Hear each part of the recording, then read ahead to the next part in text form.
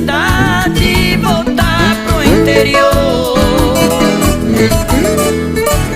No lugar da fumaceira desta vida agitada,